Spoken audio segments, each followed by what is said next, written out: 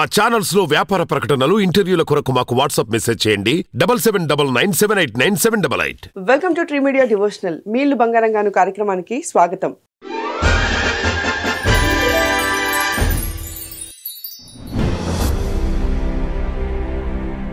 గురుగారు నమస్కారం. నమస్తే. గురుగారు, మీ ఇల్లు బంగారంగాను కార్యక్రమంలో ఈ రోజు మనకి వాస్తుకి సంబంధించి ఏం చెప్తున్నారు? ఇక్కడ ఒక పటం చూడండి. ఈ ఇంటికి సంబంధించిన విషయాలు ముందు మీకు ఒక విషయం చెప్పాలి. ఓకే. జనరల్గా మనకి సొంతంగా ఇల్లు కట్టుకోవాలన్నా లేకపోతే అపార్ట్మెంట్ కొనుక్కోవాలన్నా కానీ జనరల్గా ఏంటంటే పెళ్ళిళ్ళప్పుడు కానీ లేదా బాగా డబ్బు వచ్చినప్పుడు కానీ ఏదన్నా మనం ఆస్తులు అమ్మినప్పుడు సొంత ఇల్లు ఉండాలనే ఉద్దేశం ఉంటుంది. ఆల్రెడీ సొంత ఇల్లు ఉంటే అది వేరే విషయం. కానీ ఇక్కడ ఏమవుతుందంటే ఇక్కడ ఇంతకుముందు ఖాళీ స్థలం ఇది. వీళ్ళకి అద్దెకు ఉండేవాళ్ళు అద్దె కట్టుకుంటా బాగానే సంపాదించారు. ఇక్కడ ఈ ఖాళీ స్థలంలో ఇల్లు కట్టుకోవాలని చెప్పేసి బాగా కోరిక, పెద్ద ఇల్లు కట్టాలని. ఈ ఇంటి యజమానికి 2 మగపిల్లలు, వాళ్ళు వేసి వెళ్ళిపోయారు. బాగా సంపాదించారు డబ్బు. అసలు వాళ్ళతో పని లేకుండా కూడా ఇతను కూడా బాగా సంపాదించాడు.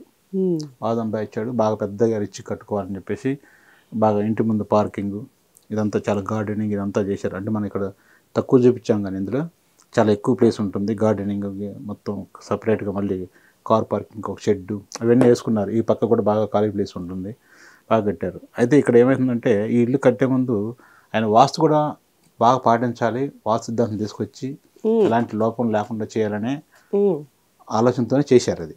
ఓకే. కానీ అక్కడ ఏమవుతుందంటే ఈ అరకొర శాస్త్రం చేసిన సిద్ధాంతం తీసుకురావడం జరిగింది ఇల్లు. దాని మూలంగా ఏమైందంటే ఒక నిండు ప్రాణం బలైపోయింది. అయ్యో. ఇంటి యజమానే దానికి ఇల్లు కట్టినాక జస్ట్ ఒక 6 నెలలకి యాక్సిడెంట్ చనిపోయాడు. అయ్యో. చనిపోయిన తర్వాత ఇక పిల్లలు ఎదురు వచ్చారు. వాళ్ళకి మంచి జాబ్స్ అక్కడ.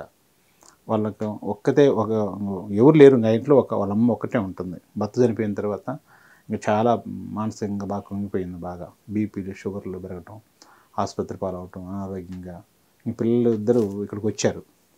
వచ్చి కొద్ది రోజులు ఆమెను చూసుకుంటూ హాస్పిటల్కి సంబంధించిన వ్యవహారాలన్నీ వాళ్ళ దగ్గర చూసుకుంటూ ఉన్నారు. సరే, వాళ్ళకి ఏమొచ్చిందంటే ఇంత బాగా మనం వాస్తు చూపించి ఇల్లు కట్టుకున్నాము, బాగా రిచ్గానే కట్టాము, అంతా ఉంది. ఎందుకు జరిగింది ఇది ఇబ్బందులంతా? ఇల్లు 6 నెలలకే యాక్సిడెంట్ జరిగిందంటే అంటే ఆయన కూడా పెద్ద వయసు ఉండదు, అంతా ఒక 60 లోపే ఉంటుంది అనమాట. ఇక దీని గురించి ఒక వాస్తుకు సంబంధించిన మళ్ళీ ఇంకొక సిద్ధాంతం చూపిద్దామని చెప్పేసి సెకండ్ ఒపీనియన్ తీసుకుందామని చెప్పేసి పిలవడం జరిగింది. నన్ను కూడా కాదు, వేరే వాళ్ళ సిద్ధాంతం పిలిచారు. పిలిచిన తర్వాత వాళ్ళు ఏం చేశారంటే బాగానే ఉంది, అంతా తూర్పు ఖాళీ స్థలం ఉంది, ఉత్తరం వైపు ఖాళీ స్థలం ఉంది, బ్రహ్మాండ ఈస్ట్ రోడ్డు బాగుంది అంతా అని చెప్పారు. చెప్పేస్తే మరి ఎట్లా ఎందుకు జరిగిందంటే అది ఏదో వేరే దోషం అని చెప్పేసి అది ఇదని చెప్పేసి ఏదో చిన్న ఏదో చేపించారు వాళ్ళు. కొంచెం ఎడగొట్టారు, లోపల ఏం చేశారో మనకు తెలియదు. తర్వాత ఏమేమి జరిగింది ఇక్కడ అయినా కానీ వాళ్ళకేమి వాళ్ళ మదర్కి సరిగ్గా ఇది కాలేదు. అప్పుడు ఎవరో మన పేరు చెప్పారు, నా పేరు చెప్పారు.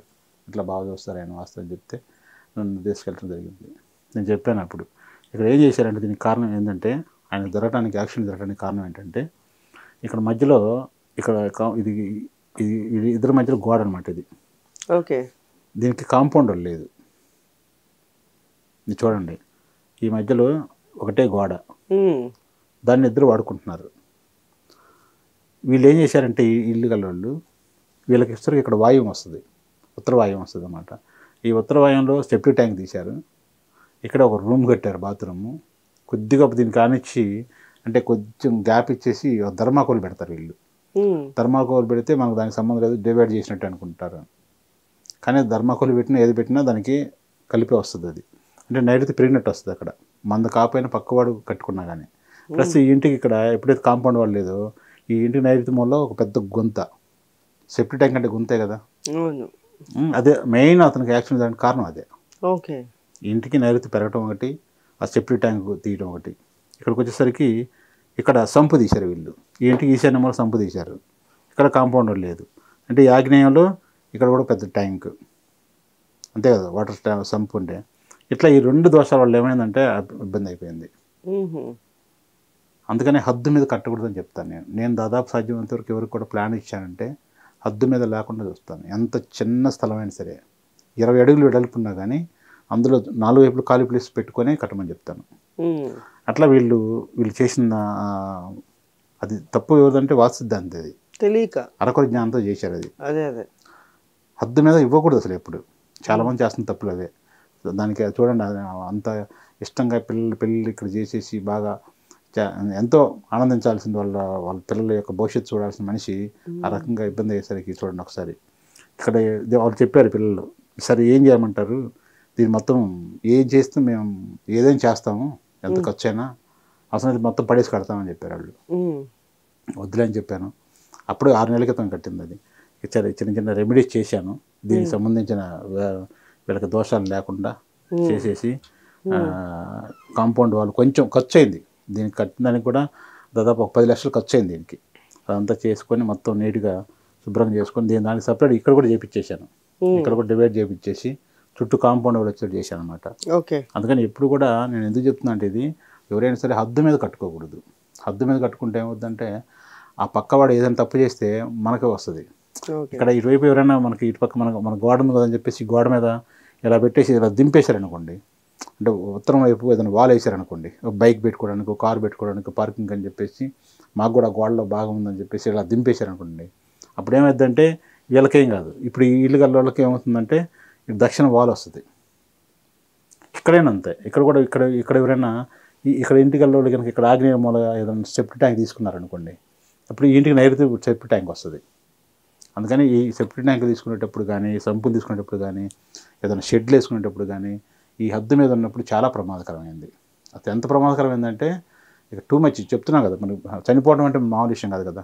సరే ఆర్థికపరమైన ఇబ్బందులు లేకపోతే ఆరోగ్యమైన చిన్న చిన్న ఇబ్బందులు అయితే దాన్ని ఏదో రకంగా రికవర్ అవ్వచ్చు. దీన్ని మళ్ళీ రికవర్ అయ్యేది లేదు, నీకు తీసుకొచ్చేది లేదు. అందుకని హద్దు మీద కట్టవద్దు అని చెప్పుకోవడానికి ఇది ఒక ఉదాహరణ. ఎవరైనా సరే ఇప్పుడు ఈ వీడియో చేసే వాళ్ళు ఎవరైనా సరే మీ చిన్న స్థలం అయినా సరే 4 వైపులు ఖాళీ ప్లేస్ వదిలిపెట్టుకోండి. మంచిగా చక్కగా మంచి పరిజ్ఞానం ఉన్న వాస్తు మీద పట్టున్న మనిషిని తీసుకొచ్చుకొని మీరు వాస్తు చూపించుకోండి. కానీ ఎవరు పెడితే వాళ్ళని అరకొర జ్ఞానంతో ఉన్న వాళ్ళని తీసుకొచ్చి వాస్తు చూపించుకోకూడదు. చాలా ప్రమాదకరమైంది అది. ధన్యవాదాలు.